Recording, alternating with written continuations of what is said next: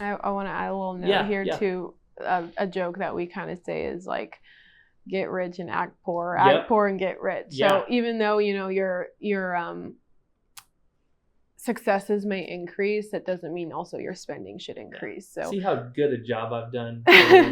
So I think looking at that in perspective, sometimes if your business grows or, you know, your expenses get higher, ultimately you do want to keep your spending down to a, you know, percentage, and that should be you know, dollar amount, a percentage all the time. It shouldn't be, you know, changing on circumstances. Of course, you know, if you have to dip in sometimes, that just happens. That happens. But for the most part, be really diligent and consistent and stick to the budget, because like I said, just prior to this, you'll thank yourself later. Yeah, absolutely. Yeah. So just to recap that, guys, make sure you're having a budget. Make sure you're having at least a, you know, monthly or quarterly meeting on the budget, you know, with your family or your business partners. Like I said, you should have two. So I'm glad we touched on that. Something else I wanted to look at is, we've talked about work-life balance. We talked about budgeting. You know, this is a more personal podcast, right? This is, you know, my wife here, my love of my life. And so we are going to get a little personal on the success side of things. So number one, I want to tell you how proud I am of you for always working so hard and providing for our family. And I know that you feel the same about me with what you've shared with me, but I want to put you in a spotlight for how successful you've been able, you know, to be in such a trying market. So you've done a great job at that. But, you know, overall, I know you've talked about a little bit about what helped you in the success side of things. I also want to look at, you know, taking off your wife hat and putting on your realtor hat, is when we are working together, you know, and I'm the lender on the deal, let's say, which, you know, unfortunately doesn't happen all the time, but, you know, say it does. What do you enjoy about, you know, working with me as a realtor? And then what do you enjoy working with me as a spouse? So the goal in this, everyone, is so you can kind of see if you are working with a spouse, whether it be in the same company or you're running a company together, right? Or a friend, whatever it is. I want you to kind of see how we handle that situation, and what she likes about it, what she maybe doesn't like about it, and what you guys can implement in your business as well. So what would those things be on what you enjoy, you know, working with me on, what you don't? Yes, thank you.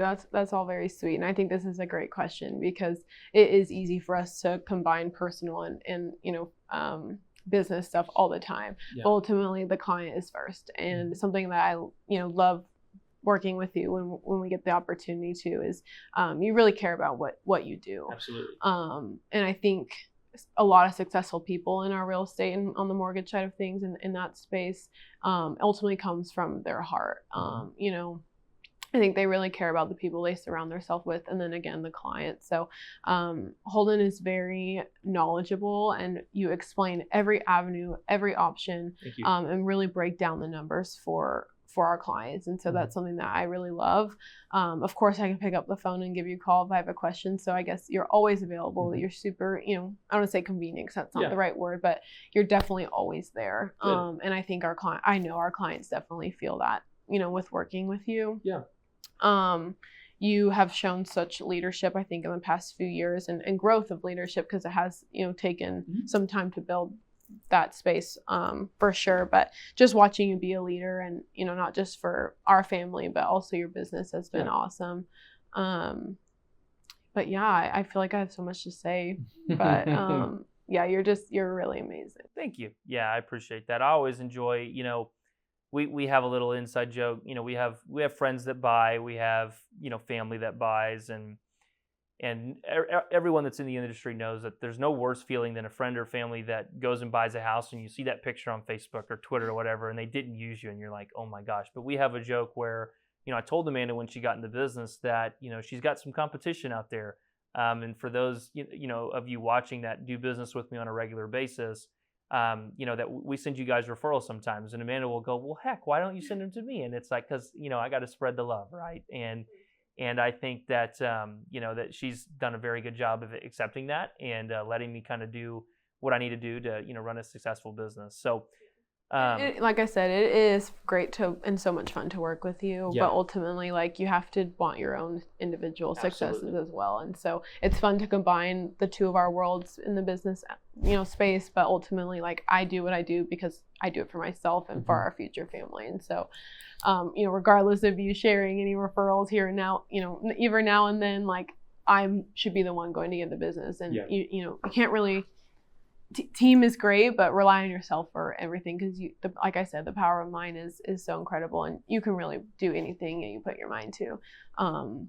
We've gone up and down and learned a lot of things at a pretty young age, and that's just kind of the path God had for us and the cards we've been dealt. We've had to, I think, mature and grow a lot at a younger age than a lot of our peers, but there's also joys in that, because the phase that we're in, like, everyone is getting married, everyone is starting a family, everyone's kind of hunkering down and finding a place to live. So there are joys in knowing, being the preferred people, because we are very professional, but we have a lot of people that are exploring the space of real estate now in this phase that we are in. So that's been a lot of fun, and ultimately, like, people we've gone to high school with and college with, like, those are.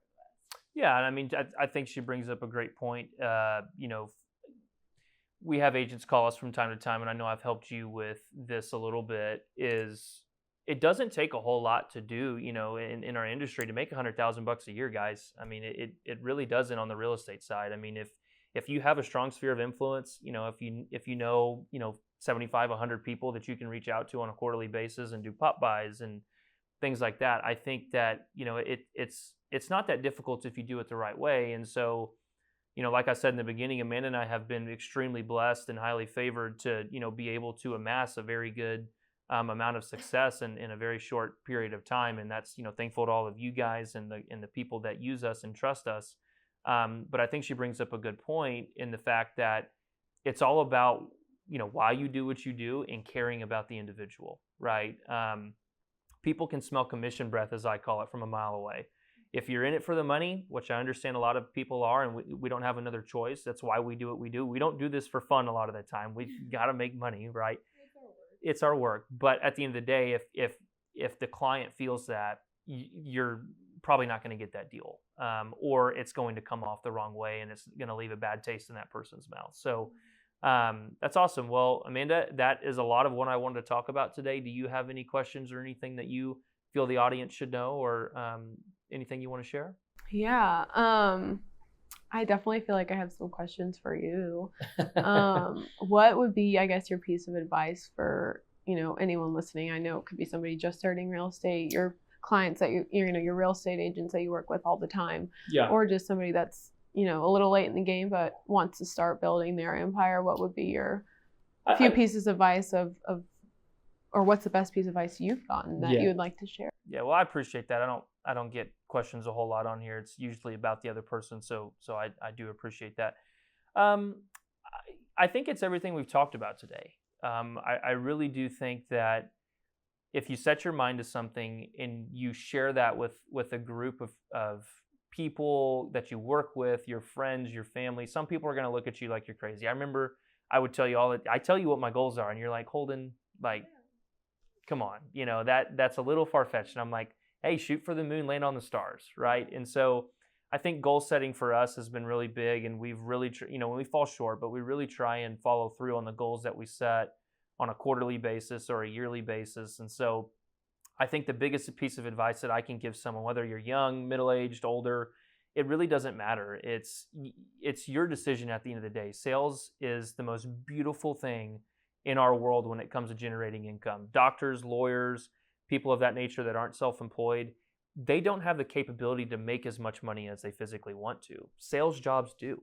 And I think that's something that is extremely beneficial for someone out there in sales that maybe feels down in the dumps or isn't having success. Is I always tell you, I don't want anyone to ever assign an hourly wage to me, right? Nothing wrong with it, but I see a lot of value in myself, and I see a lot of value in you. And so we look at it as that's kind of disrespectful to assign a $10 hourly wage to me for the amount of effort and work I'm putting in. So that advice to give you guys is just make sure you're looking at the value of yourself and how much work you're putting in. Sales is beautiful. Go out and get it. Set your mindset. Share your goals with other people. If people know your goals, they want to rally behind you and they want to work towards those goals with you if you create a strong knit group, right?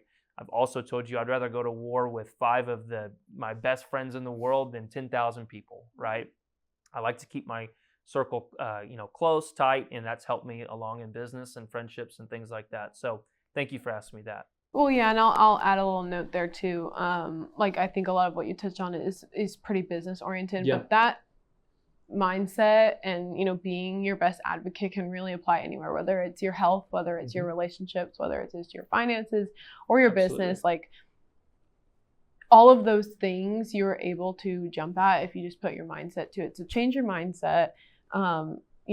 You ultimately can pave your path, and I think that's important for people to remember when sometimes it is a slower month, and getting back to the basics is something we've always talked about. Sure. And so in the business space, like doing your handwritten cards, making your phone calls, doing your lunches, on MySpace, like doing your pop pies and doing all those fun things, like people do feel love and feel appreciated. And I think in sometimes that you have free time, like those are really important in sales, and something that we've really focused in on, in pairing with all the goal setting and all that good stuff. Absolutely.